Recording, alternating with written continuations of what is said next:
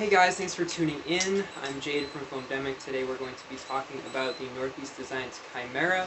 This is one of my favorite blasters and one of my go-tos. If everything else fails, I know that this one has my back, and today we're going to talk about it.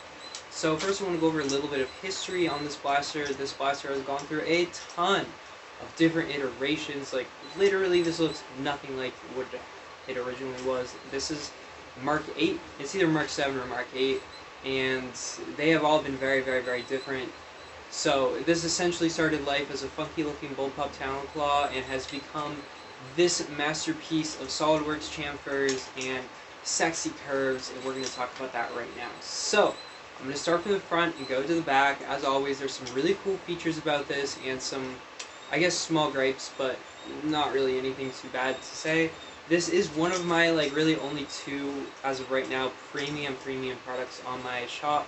This costs around, shipped to you, it's about $230 to $270.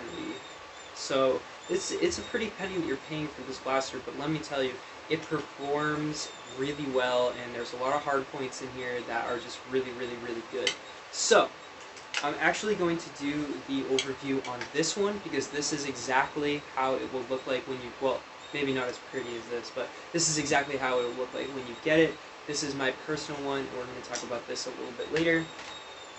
So, starting at the front, very, very, very front, I'm actually going to time it to show this off to you. This has a bolt on each side, and you can actually adjust your barrel spacing inside there. So if your blaster's shooting a little bit to the left or to the right, you can actually just adjust the barrel and move it side to side, which is super nifty. There aren't any other blasters that do that, and you can actually adjust your sighting really well with that.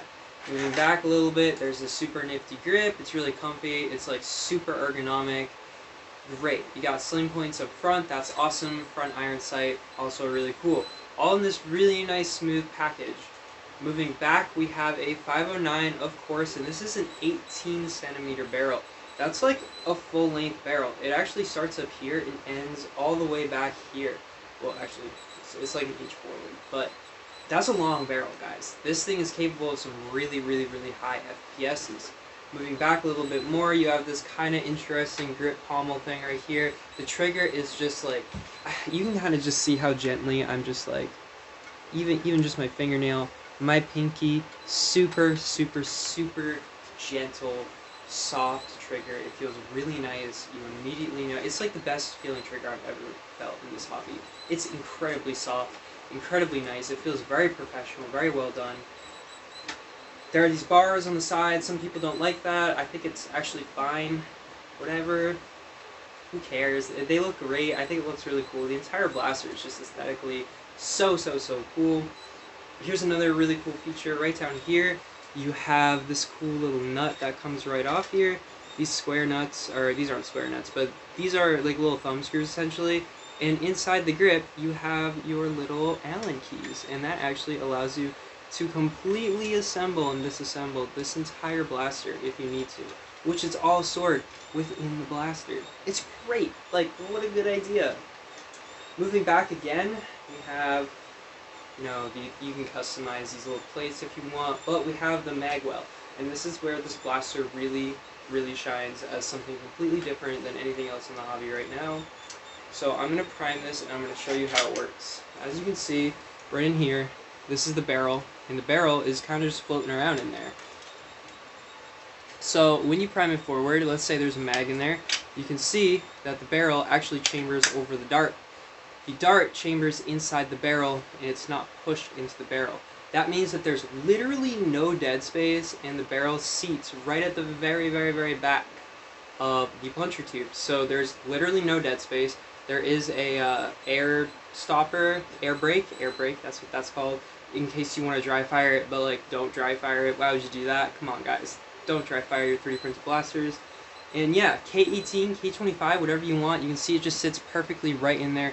It's really, really, really good. The mag release is good. One thing that you cannot do, and this is my only gripe with the blaster, is that you can only manipulate your magazines when it is in the rear position. So just slide it right up in here, move it forward, and bang, I hit myself in the knee. It bounced back. So yeah, this is what the blaster looks like with the mag in it, and you can also get angled Allen talons, whatever, angled talons, and you can put them in here too. This is only talon compatible, which is important for some people.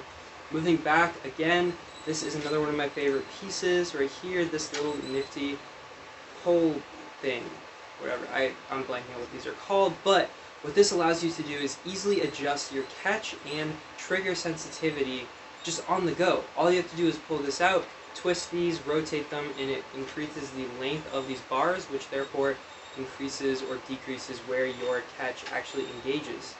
That's really helpful, especially if you're starting to wear down your catch. After hundreds of shots, you can, change it to increase more. That way, you're not wasting, material on the actual catch itself, which we're going to talk about now. Once again, this entire back section comes off just with these 3 little thumb screws right here. Now, inside here is a full metal catch. It's machined. It might be stamped, but it's machined. A machine makes it. It's not 3D printed catch. It's not plastic on plastic. It's metal on metal. There are almost no other blasters in the hobby that out of the box, or custom blasters in the hobby that come out of the box with a metal on metal catch. There's a metal washer on the end of the plunger rod right here, and it engages directly to the catch. Makes it really snappy, really good feeling. A little bit of lube on there. This thing is an absolute powerhouse. Now, talking about FPSs, this comes with 2 spacers. One's like a small spacer, one's a big spacer, and you can shove that in the back here. You can get this thing up to 350 FPS, no problem. With those spacers and a little bit of spring and seal manipulation, this thing is an absolute beast.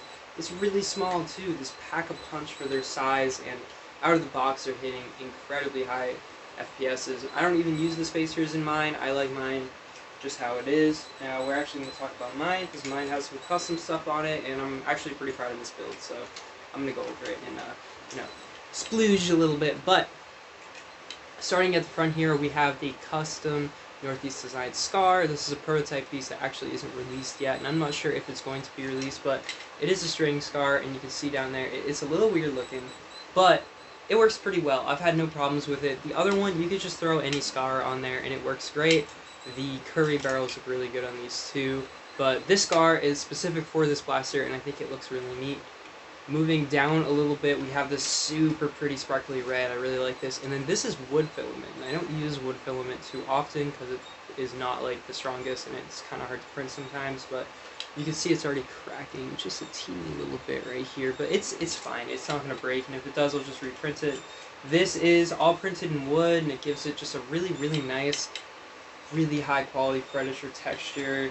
And I have the Red Turf Pro 25 in there, which really boosts my FPS way up there. This is hitting 270, which is on par with my Indra, and you guys know I love my Indra, so definitely if you're interested in a Chimera, or maybe getting a custom one done, kind of like this, reach out to me, check out my shop, Foamdemic, leave a video, like, subscribe, comment, YouTube, however the things work, do them please. It really inspires me to make more of these videos, but just like, these are really, really sexy blasters. There's nothing else like them in the community. There's nothing else that's really polished to this high degree, that has like these really smooth yet hard lines, and Shay did an amazing job on them. Like, they're really, really, really cool.